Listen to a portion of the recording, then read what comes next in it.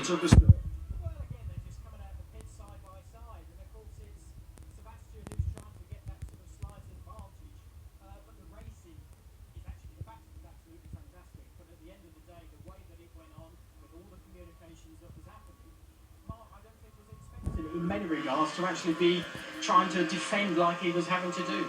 But here we are putting we're broadcasting to the world, we're showing people a motor race, and we're getting a motor race. This is racing.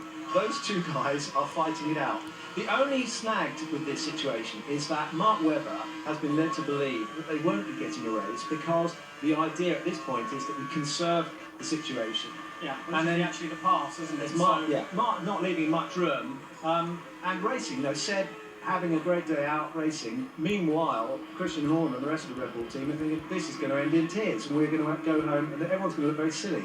Yeah, I mean, Adrian Newell, we saw he was looking very, very unhappy, wasn't he? But just have a look at this as well, because I think we get the bird in a moment from Mark Webber. He was not happy at that point. Not happy at all. No, and I can understand it, because he's been in this position maybe too many times in many regards, and I think when you get into the situation that he's in once again, and there you go. Yeah, pixelated. Yes. So we can show it again on telly. Christian Horner is alongside us. Christian, what's your overriding emotions after that battle between your two drivers? Overriding emotions are we scored 43 points, a maximum score, and a fantastic performance by the team and the car today, and against a backdrop of tyres that we didn't think would go more than 5 or 6 laps. So, first of all, from a team point of view, an exemplary performance. As far as the drivers are concerned, we let them race up to that last pit stop, and then from a team's perspective, of course, with the issues we've had this weekend, we wanted to control the race and manage the tyres to the end of the race. But at that point, the drivers' interest became bigger than the teams, and they took it into their own hands to start racing each other, which obviously uncomfortable for us.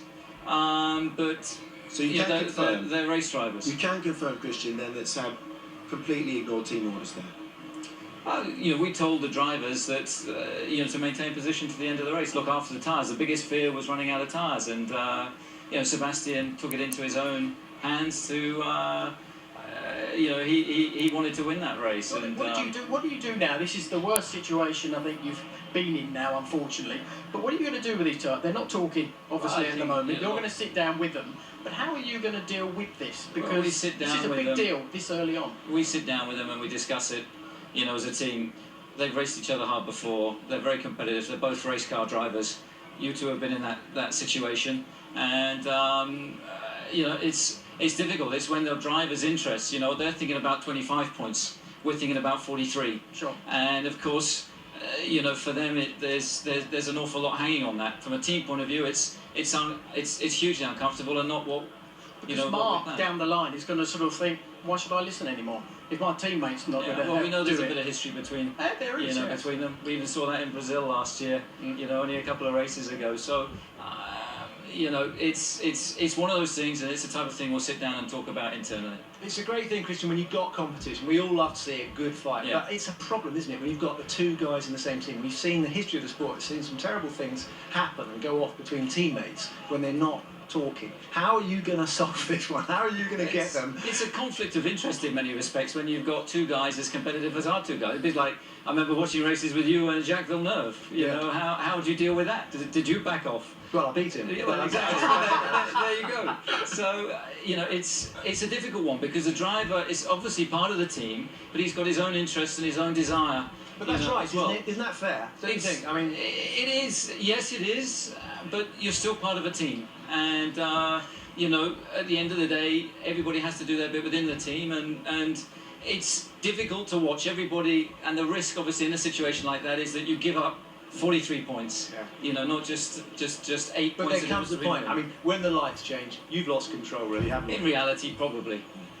As much as the drivers will tell you this and nod and so on, but the reality is... I would like to see it that way. I mean, there should be some sort of... I think from a purist point of view, you're absolutely right, but I think there's two elements to Formula One. There's a Drivers' Championship and a Constructors' World Championship, and that's where sometimes... I mean, it was the same with Mercedes, that we could hear all their transmissions going out, trying to control their Yes, two drivers for the next 2 places behind. Christian, the debate continues just behind closed doors at the moment, or rather I say behind closed doors, but that's what's going on right at the moment. We heard what Mark said on the podium up there. He said Seb took matters into his own hands and he will get protection from the team as always. How and why will that happen? I'm not quite sure what he means by that. You know, it's for us, the most important thing for us today was to try and win this race. We've done that. We've achieved the 1-2 finish. We gave instructions to both cars after the final stop. Of course, Mark's going to be aggrieved by it. But the instructions were clear. They were clear for all to hear, and the drivers have taken it into their own hands. We know what he means by it, don't we? Yeah, absolutely. At the end of the day. Racing jobs. Christian, thanks for coming out and trying to clear that one Yeah. up, and best of luck in massaging those egos a little bit later on. I mean, they're competitive guys, and for us it's fantastic to have 2 guys that are pushing each other hard. And let's not take anything away from what we've achieved today, a 1-2 finish in difficult circumstances against a backdrop of tyres we didn't think would go more than 6 or 7 laps. Absolutely. Thanks very much. Thank Appreciate you. your time, Christian. So there we go. This is how it all played out over Team Radio.